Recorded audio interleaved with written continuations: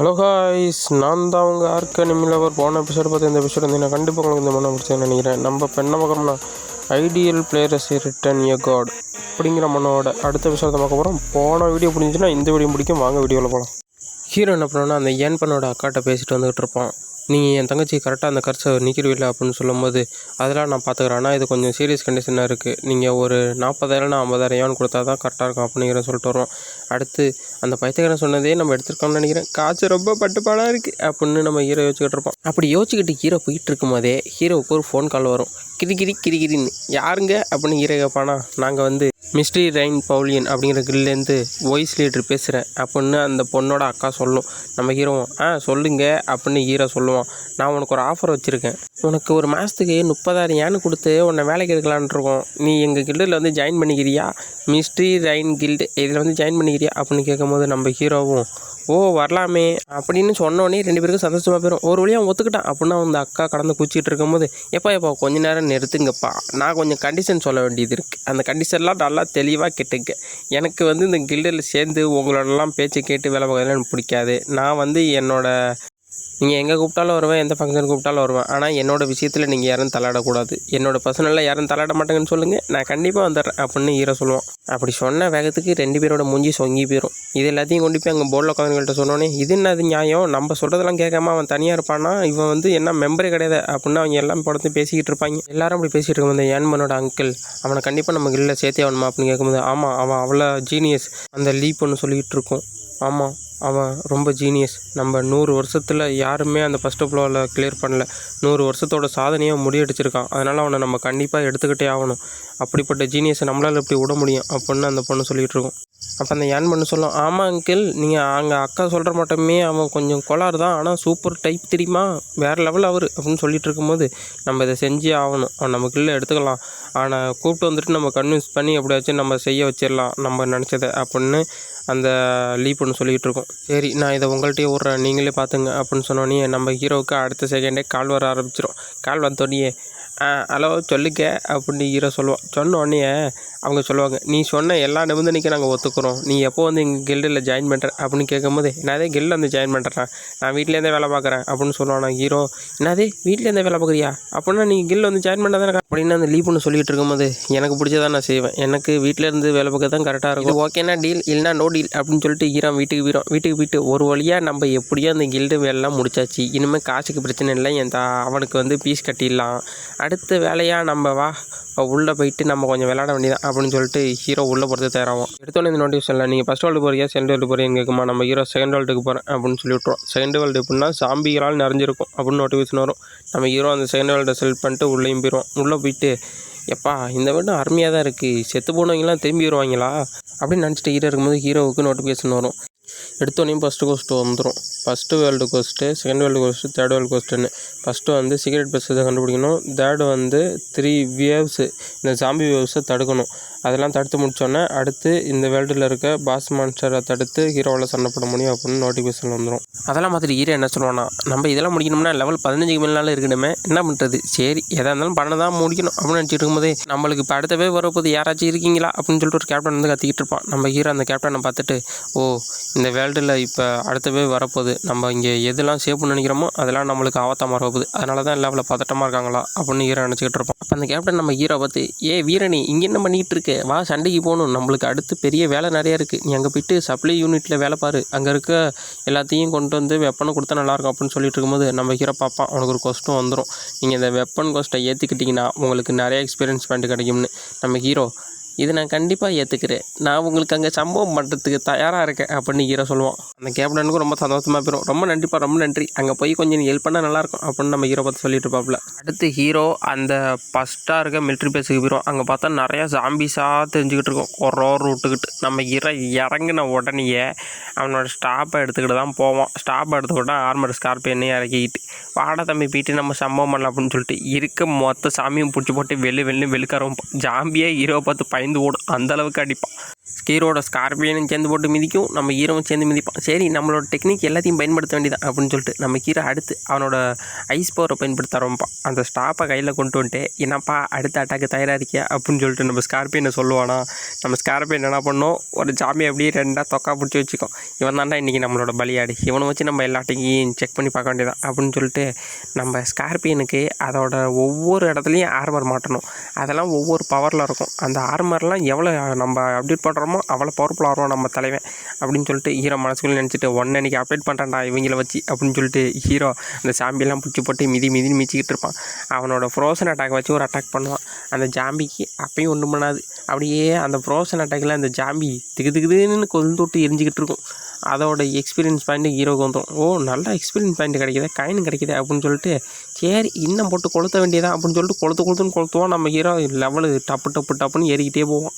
என்னடா இது இவ்வளோ நேரம் சண்டை போட்டு எனக்கு இந்த ஃபயர் கோர் தான் கிடச்சிருக்கு, வேற என்ன பண்ணுறது, இது கிடச்சதே நம்மளுக்கு போதும், இன்றைக்கி நம்மளுக்கு இது போதும், ஏன்னா நம்மளும் மனுஷன் தானே, ரொம்ப பசிக்குது, முதல்ல போய் சாப்பிடணுண்டா அப்படின்னு சொல்லிட்டு இருக்கும்போதே ஹீரோவுக்கு ஒரு ஆறாக வரும். என்னென்னா கொடூரமான ஒரு மான்சரு போர்ட்டலில் கிழிச்சிட்டு வர மாட்டோம். அதை பார்த்தோன்னே ஹீரோ இது ஒரு லார்டு லெவல் சேர்ந்த மான்சராக தான் இருக்கணும் அப்படின்னு பார்த்துக்கிட்டு இருப்பான். நம்ம ஹீரோ அப்படி சொன்ன மாட்டோமே அங்கே ஒரு பெரிய மான்சர் அப்படியே ரோர் விட்டுட்டு வந்து நிற்கும். அங்கே வந்திருக்க மான்சர் ஒரு ஐஸ் டைப்பு லார்டு மான்சர். அதை பார்த்துட்டு நம்ம ஹீரோ அக்கா எவ்வளோ பெரிய லார்டு மாஸ்டரே, இதை அடித்து நம்மளுக்கு என்னென்ன ஐட்டம் கிடைக்க போகுதுன்னா நான் கண்டிப்பாக அடித்து சொல்லுவேன். எனக்கு ஒரு ஓடிசியல்னால் ஒரு புக்கு கிடைக்கிது கண்டிப்பாக வாய்ப்பு இருக்குது, இது தாண்டா நம்மளோட வேட்டை, இதை அடித்து நம்மளுக்கு தேவையானதை எடுத்துப்போண்டா அப்படின்னு ஹீரோ சபதம் போட்டு அதை அடிக்க தயாராகும். அந்த மான்சரோட யானை நம்ம ஹீரோ எறும்பு, அதை அடிக்கிறது ஹீரோ சிரிக்கிட்டே போவேனா. அந்த மான்சருக்கும் நம்ம ஹீரோ அந்த ஆயுதத்தை எடுத்தோடனே வெப்பனை எடுத்தோடனே அதுக்கு அப்படியே சென்ஸ் ஆயிரும். சென்ஸ் ஆகிட்டு நம்ம ஹீரோ பார்த்து இந்த வந்துட்டேன்டா தக்காளி சோறு அப்படின்னு சொல்லிட்டு ஹீரோ அட்டாக் பண்ண வந்துக்கிட்டு இருக்கோம். வாடிச்செல்லாம் வா உனக்காக தான் காத்துக்கிடுது அப்படின்னு சொல்லிட்டு ஹீரோ அதை அடிக்க வந்த அட்டாக்லேருந்து தப்பிச்சுட்டு இவ்வளோ ஃபாஸ்ட்டாக இருக்குன்னு நான் எதிர்பார்க்கவே இல்லை அப்படின்னு சொல்லுவானா. மறுதிருப்பி அதை ஐஸ் அட்டாக்கை பயன்படுத்தும் நம்ம ஹீரோ மேலே.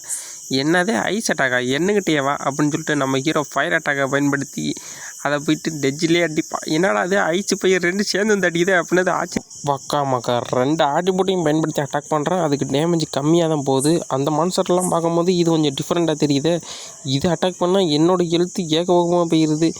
நம்ம இப்போ என்ன பண்ணுறது அப்படின்னு ஹீரோ யோசிச்சுக்கிட்டு இருக்கும்போது நம்ம ஆர்மர்டு ஸ்கார்பியனை அட்டாக் பண்ண ஆரம்பிச்சிடும். அந்த மான்சர் நம்ம ஸ்கார்பியனை அட்டாக் பண்ணி போட்டே தள்ளிடும். ஹீரோவுக்கு நோட்டிஃபிகேஷன் வரும், உங்கள் ஆர்மர்டு ஸ்கார்பியனு ரொம்ப டேமேஜ் ஆகிட்டுருக்கு அப்படின்னு.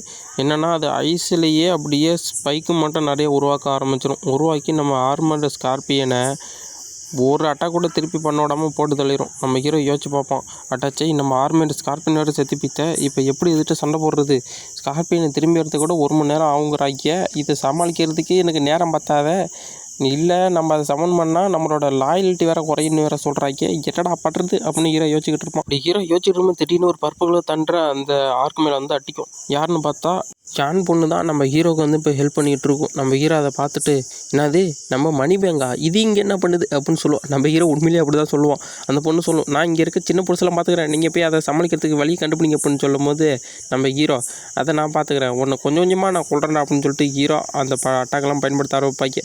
2 பேரும் சேர்ந்து அந்த மான்சரை அட்டாக் பண்ணுவாங்க. அந்த மான்சருக்கும் கொடூரமான டேமேஜ் போயிட்டுருக்கும். அப்படி போயிட்டு இருக்கும்போது ஹீரோ நினைப்பான், இந்த பொண்ணு அதோட அந்த மேஜிக் கண்ட்ரோலில் வச்சு என்னோடய பவர் அதோட பவர் எல்லாத்தையும் ஒன்றா இணைக்கிறதுக்கு எவ்வளோ சூப்பராக இருக்குது, இதுதான் அந்த மிஸ்ட்ரியான பவரா, இது பார்க்குறதுக்கு எனக்கு டிஃப்ரெண்ட்டாக தெரியுது, இதோட பவர் என்ன சொல்லலாம், டார்க் மேட்சி அவங்களுக்கு ஈக்குவலாக இருக்குடா அப்படின்னு நம்மளே சொல்லிக்க வேண்டியதான். அவன் சொல்லலை, நான் சொல்லியிருக்கேன் டார்க் மேட்சின்னு. கர்சடு மேட்சுங்கிறாங்க, நம்ம அப்படி கூப்பிட வேண்டாம், டார்க் மேட்ச் பவர்னு வச்சுக்கலாம். ஓகேவா? ஓகே நண்பர்களே, அடுத்து நம்ம ஹீரோ நான் ஒன்று சும்மா இருப்பேனா, ஒன்றை போட்டு தள்ளுறதுக்கு நான் தானே பெரிய ஆள் அப்படின்னு சொல்லிட்டு நம்ம ஹீரோ அவனோட 2 எலமெண்ட்டையும் வச்சு அட்டாக் பண்ண ஆரம்பிப்பான். அதே மட்டும் அந்த பொண்ணும் பதிலுக்கு அட்டாக் பண்ண ஆரம்பிக்கும். 2 பேர் பண்ணுற அட்டாக்கும் அந்த மான்சருக்கு கொடூரமாக விழுவும். கத்திக்கிட்டே அந்த மான்சரு செத்து போயிடும். நம்ம ஹீரோ ஒரு வழியாக போட்டு தள்ளிட்டோண்டாத அப்படின்னு அப்போ தான் நிம்மதியாக பெருமூச்சு விடுவான்.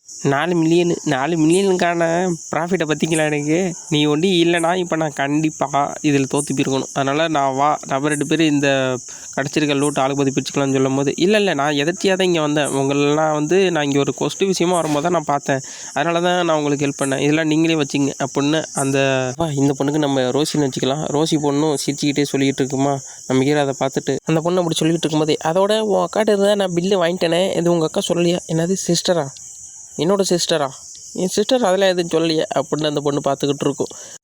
இந்த பேரில் நம்மளுக்கு வயல் நுழையாது. நான் உங்கள்கிட்ட இன்னும் என்னோடய பேரை அறிமுகப்படுத்திக்கிறல. என்னோடய பேர் தான் யான். உங்களோட பேர் என்ன அப்படின்னு நம்ம ஹீரோ பற்றி கேட்கும்போது, என்னோடய பேரா? திரும்பி அந்த பொண்ணு கையை கொடுத்து நம்ம ஹீரோ, என்னோடய பேர் ஜாங்கி அப்படின்னு சொல்லிவிடுவான். அந்த பொண்ணும் சரி நம்ம அடுத்து என்ன பண்ணலாம் அப்படின்னு நம்ம ஹீரோ பார்த்து கேட்குமா, சரி நம்ம 2 பேரும் எதார்த்தமாக சந்திச்சிட்டோம் அப்படின்னா நம்ம 2 பேருமே சேர்ந்து போய்த்து வா மான்ஸ்டரை வேட்டையாடலாம், ஒரு இடம் இருக்குது அங்கே போகலாம் அப்படின்னு சொல்லும்போது, ஓ அப்படியா, கண்டிப்பாக போகலாம், நான் வரேன் உங்களோட, நான் உங்களுக்கு சப்போர்ட்டாக இருக்கேன்.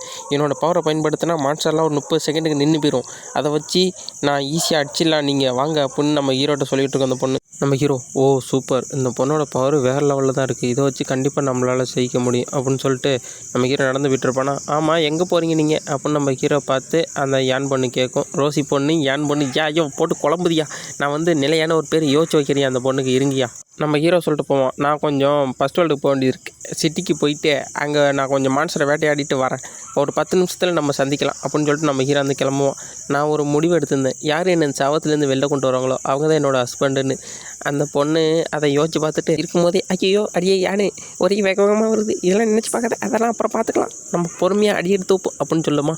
இப்போ முடிவு பண்ணிட்டேயா, இந்த பொண்ணு தான் ஹீரோயினி, பார்த்துங்க இந்த பொண்ணு தான் ஹீரோயினி, ஓகேவா, நம்ம ஹீரோயினியே திறந்துட்டு போயிட வேண்டிதான்.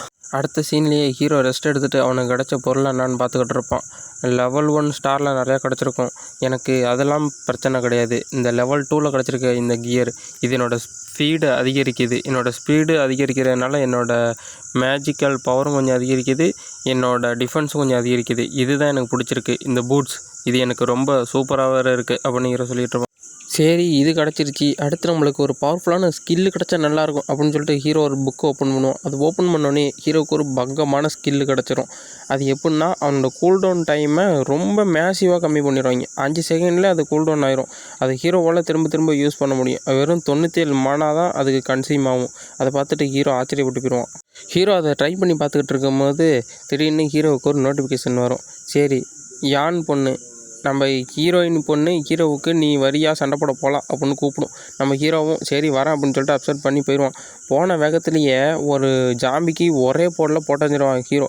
போட்டு சும்மா மாதம் நடந்துட்டு இருக்கும்போது அந்த பொண்ணு கேட்கும், நீ எப்படி ஈஸியாக அந்த ஜாம்பியை கொன்ன அப்படின்னு கேட்கும்போது, இல்லை உனக்கிட்ட எதுவும் கார்டு லெவலில் இருக்கா, எக்யூப்மெண்ட்டில் வேறு எதுவும் இருக்கா அப்படின்னு நம்ம ஹீரோயின் பொண்ணு ஹீரோ பார்த்து கேட்கும்.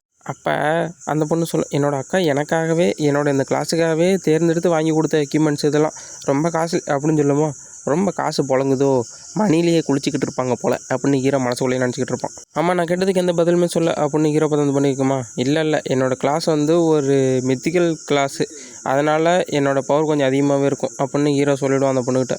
என்னது மித்திக்கல் கிரேடா, மித்திக்கல் கிரேடெலாம் யாருமே இன்னும் அவைக்கன் ஆகவே இல்லையே, இது எதுக்கு வாய்ப்பே இல்லை, மித்திக்கல் கிரேட் அவைக்கனானா கண்டிப்பாக எல்லாருக்கும் தெரிஞ்சிருக்குமே, எப்படி உங்களுக்கு ஆணுச்சு அப்படின்னு கேட்கும்போது, எனக்கு ஆயிடுச்சு, அது கொஞ்சம் டிஃப்ரெண்ட்டாக ஆணுச்சு, அதை பற்றி நம்ம பேச வேண்டாம், இப்போ நம்ம நடக்க வேண்டிய விஷயத்தை பார்க்க வேண்டியதான் அப்படின்னு ஹீரோ சொல்லிக்கிட்டு இருக்கும் போதே ஒரு நோட்டிஃபிகேஷன் வரும். அந்த நோட்டிஃபிகேஷன் என்ன போட்டிருக்குன்னா, சிட்டியில் வந்து ஜாம்பியோட தொல்லை அதிகரிச்சிச்சு, யாரெல்லாம் வந்து ஹெல்ப் பண்ணுறாங்களோ அவங்க எல்லாருக்கும் ரிவார்டு கொஞ்சம் அதிகமாகவே கிடைக்கும் அப்படின்னு அதில் போட்டிருக்கோம். அதை பார்த்துக்கிட்டு இருக்கும்போதே திடீர்னு கில்டுலேருந்து ஒரு நோட்டிஃபிகேஷன் வரும், எல்லோரும் ஒழுங்காக சிட்டிக்கு வந்துடுங்க, அப்படி சிட்டிக்கு வராதவங்களாம் கில்டு விட்டு அடித்து பற்றி விட்ருவோம், ஒழுங்காக வந்துருக்கேன் அப்படின்னு ஒரு நோட்டிஃபிகேஷன் வரும். அந்த செஞ்சின் பையன் என்ன பண்ணிகிட்டு இருக்கான், எல்லாரையும் போட்டு இப்படி மிரட்டிக்கிட்டு இருக்கான், அவன் என்ன திருந்தவே இல்லையா அப்படின்னு நம்ம ஹீரோயின் பொண்ணு சொல்லிகிட்டு இருக்கோம். அவன் வந்து என் அங்கிளோட ஃப்ரெண்டோட பையன், அவன் வந்து ஒரு வாய்ஸ் கில்டு மாஸ்டரு, அதனாலேயே இவன் இப்படி ஆடிக்கிட்டு இருக்கான் அப்படின்னு அந்த பொண்ணு சொல்லிக்கிட்டு இருக்கும்.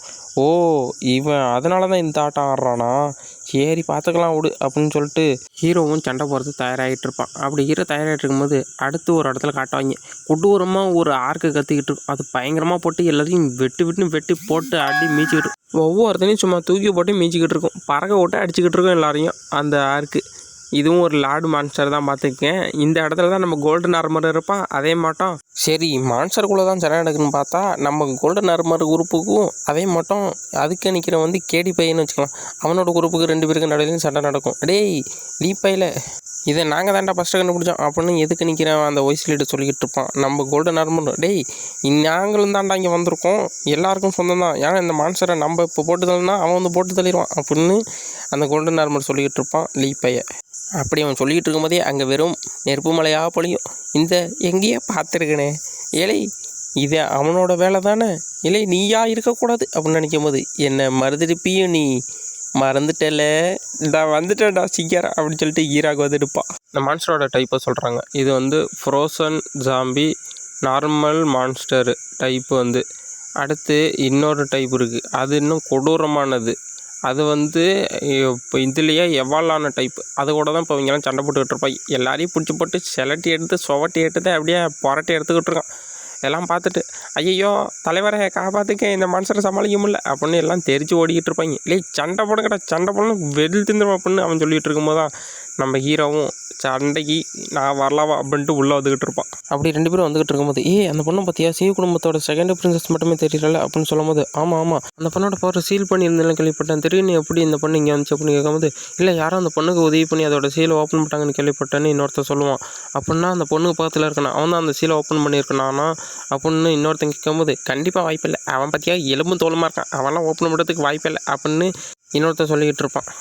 அவங்க பேசுகிறதுல நீ காதில் வாங்கிக்காத, நீ வேணா நான் கொஞ்சம் தள்ளி நின்றுக்குவா அப்படின்னு கேட்கும்போது அதெல்லாம் ஒன்று வேண்டான்னு ஹீரோ சொல்லுவோம். ஐயோ எதுக்கு நான் இப்படி பேசிகிட்டு இருக்கேன் அப்படின்னு அந்த பொண்ணு நினச்சிக்கிட்டு இருக்குமா ஹீரோயினி. கேடி பையை பார்த்துட்டு ஏன் நீ இங்கே தான் இருக்கியா, நான் அவனை எதிர்பார்க்கவே இல்லை அப்படின்னு சொல்லிட்டு நம்ம ஹீரோ பார்த்து யார் அந்த பையன் உன் கூட இருக்கான், நீ அவனும் தனியாக வர வந்திருக்கிய, என்ன விஷயம் ஏதுன்னு என்கிட்ட தெளிவாக சொல்லு அப்படின்னு நம்ம ஹீரோயினை பார்த்து கேட்டுக்கிட்டு இருப்பான் அந்த கேடி பையன். அப்போ அந்த பொண்ணு சொல்லும் என்னோடய விருப்பம் நான் யாரோட வர்றதுன்னு, அது கேட்குறதுக்கு நீ யாருன்னு கேட்குமா, இல்லை உன்னோட பாதுகாப்பு காண்டி தான் உன்னை யாரையும் நம்ப முடியாதுல்ல அப்படின்னு சொல்லும்போது ஹீரோயின் என்ன சொல்லணும்னா என்னோடய விருப்பப்படி நான் யார் கூடனாலும் வருவேன், என்னோட நம்பிக்கை நான் யார் தேர்ந்தெடுக்கணும்னு எனக்கு தெரியும் அப்படின்னு சொல்லும்போது சரி ஜென்ரல் நம்ம எல்லோரும் இங்கே கூப்பிட்றதுக்கு ஏதாச்சும் ஒரு முக்கியமான காரணம் இருக்கா அப்படின்னு அந்த பொண்ணு கேட்குமா. நீங்கள் மறுதிருப்பி தப்பு பண்ணிக்கிட்டே இருக்கீங்க, இப்போ வந்து 100 கிங்கு அவன் வந்து மறுதிருப்பி உயிரோடு வந்துட்டான், அதனால தான் இங்கே இவ்வளோ பிரச்சனை நடந்துக்கிட்டு இருக்கு அப்படின்னு சொல்லும் போது 2 பேரும் பார்த்துப்பாங்க. சரி அப்போனா போய்ட்டு நம்ம 100 கிங்கை போய் படுத்தல வேண்டியதான், அதை போட்டுத்தலனா நம்மளோட கில்டுக்கு ப்ராஃபிட்டாக இருக்கும் அப்படின்னு அந்த பொண்ணு சொல்லுமா. சரி அப்போனா போய் போட்டுத்தல வேண்டியதான் அப்படின்னு சொல்லிட்டு ஹீரோ அங்கேருந்து கிளம்புவோம். ஒரு நிமிஷம் நில்றா அப்படின்னு சொல்லிட்டு ஹீரோ நிறுத்துவான். என்னத்துக்குன்னு ஹீரோ கேட்டால் நீ ஒரு பீஸ்ட் கண்ட்ரோல் தானே, உன்ட்ட எந்த பவருமே இல்லை, நீ எப்போ அங்கே போகலாம், நீலாம் அங்கே போகக்கூடாது, அதனால் நீ இங்கே இரு, உன்னோட பீஸ்ட் கண்ட்ரோலிங் வச்சுக்கிட்டு அதை ஒன்றுமே பண்ண முடியாது, உன்னோட பவரை நீ அதிகரிக்க முடியாது, அதை அடுத்த லெவலுக்கு கொண்டு போக முடியாது, எல்லாத்துலேயும் வீக்கான பவர் வச்சுக்கிட்டு நீ எப்போ அங்கே போய் சண்டை போட முடியும் அப்படின்னு அவன் நம்ம ஹீரோவை மறைச்சிக்கிட்டு இருப்பான். சரி அப்படின்னா நான் போகல அப்படின்னு ஹீரோ சொல்லணும். டேய் அவரை பற்றி உங்களுக்கு என்னடா தெரியும் அப்படின்னு அந்த ஹீரோ நீ பேச வரும்போது நம்ம ஹீரோவும் இல்லை இருக்கட்டும் அப்படின்னு சொல்லிடுவோம். அவர் வரலன்னா நானும் வரலடா, நீங்கள் என்ன பண்ணு பண்ணிக்கிறேன்னு சொல்லும்போது இல்லை கோபப்படாதீங்க, நான் எதையும் தேவையில்லாமல் சொல்லலை, ஏன்னா அவன் ரொம்ப வீக்காக இருக்கான் அதனால தான் நான் அப்படி சொன்னேன் அப்படின்னு சொல்லுவானா. அப்போ நம்ம ஹீரோயினை பிடிச்சி இழுத்துட்டு போயிட்டு இருக்கும்போது ஹீரோயின் சொல்லுவாள் நான் திரும்ப வந்துடும் கண்டிப்பாக, நீ எனக்காக வெயிட் பண்ணு, நீ போய்ட்டு அந்த பாஸை டீல் பண்ணிக்க, நான் திரும்பி வந்து உன்னோட ஜாயின் பண்ணிக்கிறேன் அப்படின்னு சொல்லிட்டு ஹீரோயின் அங்கே வந்து கிளம்பிடுவான். நம்ம ஹீரோவும் சரி அவர் இருந்தால் நம்மளுக்கு கொஞ்சம் பவர்ஃபுல்லான ஆள் கிடச்சிருக்கும், சரி பரவாயில்ல, இப்போ நம்ம இருக்க கில்டு வந்து 5வது இடத்துல இருக்காங்க, இவங்களோட பவரை நம்ம கொஞ்சம் சோதித்து பார்க்க வேண்டியது இருக்குது, எல்லாரையும் சோதிச்சு பார்த்துருமா அப்படின்னு சொல்லிட்டு ஹீரோ தயாராகும். அங்கே இருக்கவங்களாம் ஹீரோட பவரை பார்த்து மிரண்டு போயிடுவாங்க. அப்போ நம்ம கோல்டன் நிர்மர் நீ அப்போனா யானோட கில்லில் சேர்ந்துட்டேன்னு கேட்கும்போது அந்த கேடி பொண்ணும் ஆமாம் நீ என்னோட மாஸ்டரோட கில்லில் சேருவேன்னா நீ தனியாக போய்ட்டு அந்த பொண்ணோட கில்லில் அடிமையாக சேர்ந்துட்ட, இவ்வளோ சீப்பான ஆளாக இருப்பேன்னு நான் நினச்சி கூட பார்க்கல அப்படின்னு அந்த கேடி பொண்ணு சொல்லிட்டு இருக்கும். அப்படி சொல்லிட்டு இருக்கும்போதே அங்கிட்டு யாராவது டார்க் மேஜிக்கை பயன்படுத்த ஆரம்பிப்பாங்க. அந்த மேஜிக் வந்து அந்த பொடிமையில் மட்டார்னு உளுந்த வேகத்துக்கு பக்கத்தில் நான் இங்கே இல்லைன்னா ரொம்ப நடந்துருதுன்னு நினைக்கிறேன் அப்படின்னு சொல்லிகிட்டு இருக்கும்போது அங்கிட்டு இருக்க அவங்க கத்த ஆரம்பிப்பான். ஹீரோவை பார்த்து அந்த கோல்டு சொல்லுவான், அந்த யான் கில்டு உங்களுக்கு எவ்வளோ சம்பளம் கொடுக்குறாங்களோ அதுலேருந்து 2 இல்லைனா 3 மடங்கு 4 மடங்கு கூட நான் சம்பளம் கொடுக்க தயாராக இருக்கேன், அதோட எங்கள் கில்டோட வாய்ஸ் லீடர் பொறுப்பு கூட உங்களுக்கு கொடுக்கறதுக்கு நான் தயாராக இருக்கேன், எங்கள் கில்டு வந்து ஜாயின் பண்ணியிருக்கேன் அப்படின்னு அவன் சொல்லிகிட்டு இருப்பான். ஏன்னா பைத்தியமா அப்படி ஒரு கில்டை சேர்ந்தவன் நீ இப்படி உடனே கூப்பிட்ற அப்படின்னு அந்த பொண்ணு கேட்குமா. இல்லை நான் கொஞ்சம் பேசிக்கிறேன் அப்படின்னு சொல்லிட்டு ஹீரோ வருவான். ஹீரோ சொல்லுவான் நான் இப்போதைக்கு ஜாப் மாறுற ஐடியாவில் இல்லை, யாவோ கில்டுலேயே நான் இருக்கேன் அப்படின்னு சொல்லுவானா. ஆனால் இது நிரந்தரம்னு என்னால் சொல்ல முடியாது அப்படின்னு ஹீரோ சொன்னோன்னே அப்போனா ஓகே, உங்களுக்காக எங்கள் கில்டு எப்போயுமே ஓப்பனாக இருக்கும், நீங்கள் எப்போ வந்து ஜாயின் பண்ணாலும் எங்கள் கில்டில் சேர்த்துக்கிறதுக்கு நான் தயார் அப்படின்ட்டு அந்த கோல்டன் ஆர்மர் சொல்லிட்டு அங்கேருந்து கிளம்பிடுவான். யோ தலைவரே நம்ம போய் அந்த பாஸோட சண்டை போட வேண்டாமாயா அப்படின்னு கோல்டனை பார்த்து அவன் டீமெட்டு கேட்பான். டேய் அதெல்லாம் அவன் தேவையில்லடா, நம்மளுக்கு நட்பு தான் முக்கியம், வாடா நம்ம இங்கேருந்து கிளம்பிடுவோம் அப்படின்னு சொல்லிட்டு அவனை கூப்பிட்டு அங்கேருந்து கிளம்பிடுவான். பாஸுக்கு எடுத்து சண்டை பொறுத்து ஹீரோவும் தயாராக இங்கேருந்து கிளம்பிடுவான். அப்போ அந்த பொண்ணு ரொம்ப நன்றி அப்படின்னு சொல்லி ஹீரோக்கு நன்றிலாம் தேவையில்ல, வா அந்த பாஸை சமாளிக்க வேண்டியதான் அப்படின்னு சொல்லிட்டு ஹீரோ அந்த பொண்ணை அழைச்சிட்டு கிளம்புவோம். அபீஸ் மான்ஸ்டர் இதை தான் சமாளிக்க போகிறாங்க இப்போ ஹீரோ. அதை போய்ட்டு 2 பேரும் போட்டு அட்டாக் பண்ணிகிட்டு இருப்பாங்க. 2 பேர் அட்டாக்லேருந்தும் அந்த மான்ஸ்டர் தப்பிச்சு 2 பேரையும் பொழந்தெடுத்துக்கிட்டு இருக்கோம்.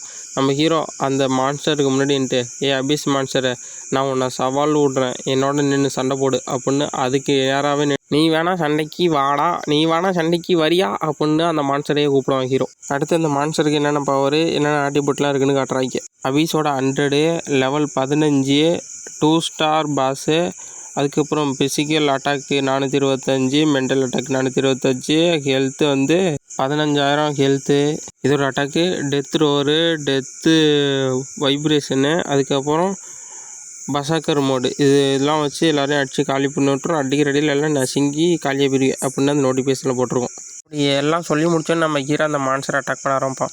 ஐயோ எவ்வளோ பவர்ஃபுல்லாக அட்டாக் பண்ணுறான் மாதிரி அவன் அப்படின்னு நம்ம ஹீரோ பார்த்துக்கிட்டு இருப்பாங்க. அவங்க நம்ம ஹீரோ என்ன பண்ணுவான், அவனோட ஃபயர் அட்டாக்கை பயன்படுத்தி அதை அட்டாக் பண்ண ஆரம்பிப்பான்.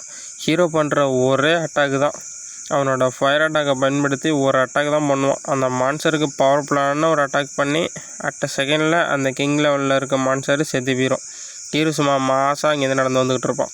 எல்லாம் அப்படியே எப்படா செஞ்சாடி இவன் அப்புறம் அவ்வளோ பவர்ஃபுல்லாக இருக்கான், என்னடா இவ்வளோ பவர்ஃபுல்லாக இருக்குது அப்படின்னு ஆச்சரியமாக பார்த்துக்கிட்டு இருப்பாங்க. அந்த பொண்ணு வந்து ஹீரோட்ட நட்டி சொல்லும், நம்ம ஹீரோவும் பரவாயில்ல, நம்ம வந்து 2 பேர் டீம் தானே, அதனால் நீ எதுவும் கவலைப்படாத, நம்ம 2 பேரும் ஒரே கில்டு வேறு, நீ இதெல்லாம் எதுவும் பெருசாக பேசிக்காத அப்படின்னு நம்ம ஹீரோ அந்த பொண்ணுகிட்ட சொல்லிகிட்டு இருப்பான். அங்கே இருக்கவங்களும் பேசுவாங்க, இவ்வளோ பவர்ஃபுல்லான பார்த்தது இல்லடா, இவன் தாண்டா முன்மாதிரியாக இருப்பான் போல அப்படின்னு ஹீரோ போட்டு புகழ்ந்து தள்ளிக்கிட்டு இருப்பாங்க.